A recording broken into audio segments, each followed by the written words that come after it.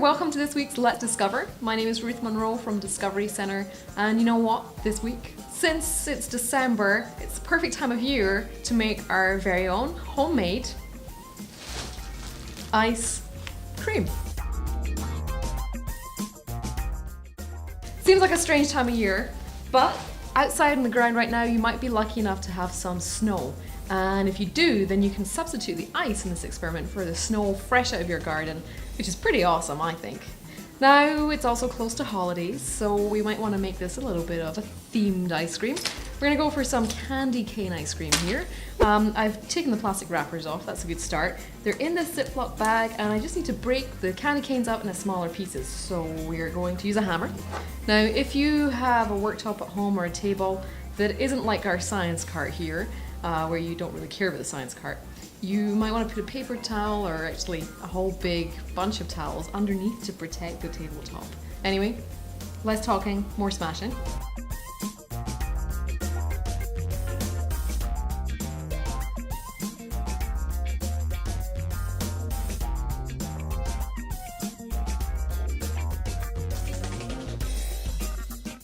Awesome, I think that's pretty much ready. So we've got our sprinkles, our candy canes here. This bag is a little bit compromised, so I'm going to switch to another one to mix up our ice cream base. This would not be good at the leaks. So just transfer from one bag to another your candy cane pieces to get started. Perfect. Right, now we need some cream. Just regular coffee cream is going to work just fine for this experiment. And we're going to add in half a cup. So it won't make loads and loads of ice cream, but enough for a tasty treat. So pour that in with your candy canes. Looks good already. And just to make it a little bit sweeter, go for a tablespoon of sugar.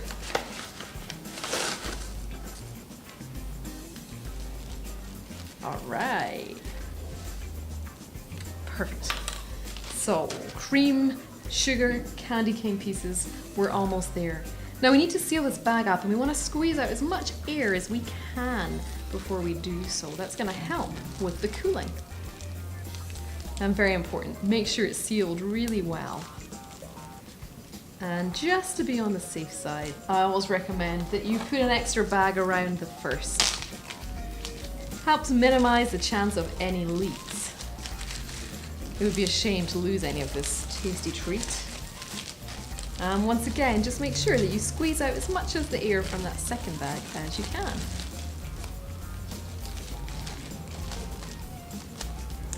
Yeah, this should work. Well, you know what? The next part is the crucial step in making this cream turn into ice cream. And we're gonna need ice. We need to cool this down. And it's a really neat process here. We're talking about heat transfer.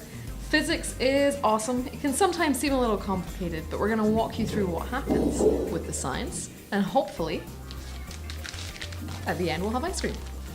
We need a larger Ziploc bag to get started. And into this, we're going to add some regular ice. Now, as you guys know, if you spend any time outdoors in the winter, which I'm sure you do, you get cold after a while. You lose some of your body heat. Heat goes one way. Hot objects lose their heat to cooler objects. And in the case of you guys outside, you're the hotter object. The cold ground, the snow, the air around you is the colder object. Things like my hat, my scarf help insulate me, help stop that heat from being lost from my body. Very important. But in this case, we actually want the heat to transfer. We want to lose the heat in the cream, and we want to cool it down. As we lose enough heat from the cream, it's going to change from a liquid into a solid. At that point, we've got ice cream and we're in business. Now, this is where it gets a little bit confusing for some people, me included. The thing is, ice, the stuff we're going to use, is a solid.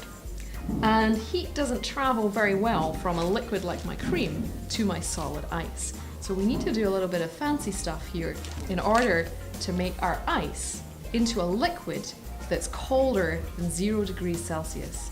Now I know you guys are smart science folks, so you know water liquid freezes into a solid at 0 degrees Celsius. So how are we going to keep it liquid and have it be 0 degrees or lower than 0 degrees? We're going to need to use something else. We're going to use some salt. We're going to make a solution, a kind of briny salt solution here, and that's going to do the trick. All right, let's get the ice in the bag and we can talk more science as we do it. Now, you know, when your ice comes out of the freezer, it's colder than 0 degrees Celsius. Yeah, my ice here is maybe around about -5, -6 degrees Celsius. That's good, that's really good. Now your freezer inside there, the temperature might be, I don't know, maybe -12, something like that. And that is gonna work to our advantage here. So we're gonna maybe fill this bag halfway full with ice.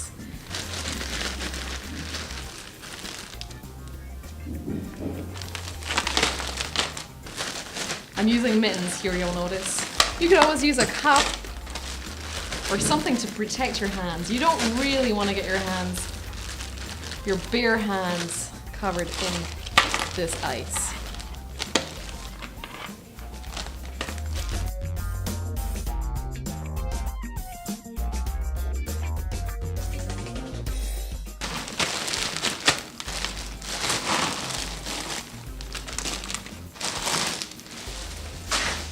Perfect. All right, now don't forget you could use snow from outside if you wanted to for this. We need to add that salt.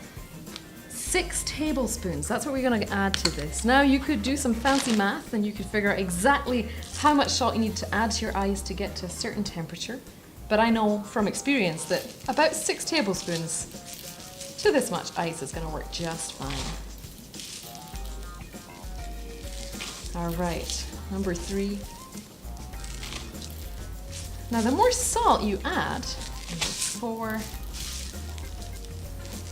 number 5, number 6, actually I'm gonna go for one more for luck, 7. The more salt you add, the saltier the solution. And the lower the freezing point of the ice. Now here's the thing, no longer is this just plain old H2O. We've got some salt in there. We've got some sodium chloride. So we now have a slightly different chemical structure. And this means that when we come to freezing, it's not gonna freeze anymore. It's not gonna turn from a liquid to a solid at 0 degrees Celsius, but at a lower temperature, maybe around 6 degrees Celsius. This means that we're gonna have a liquid that is colder than 0 degrees Celsius, and we're in business when it comes to heat transfer, taking the heat from the cream and turning this stuff into ice cream. Give it a little mix. Our cream mixture, pop it in, nestle it in there, and seal it up. Okay, keep your mittens on for this because this next process is gonna take about 10, 15, maybe 20 minutes. We're gonna jiggle and jiggle, and we're gonna mix this all together until that heat is taken from the cream and we've got our ice cream.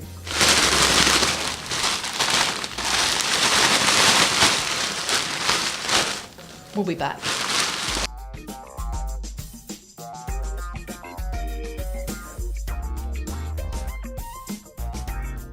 And there you have it, guys. Very own homemade ice cream. Enjoy.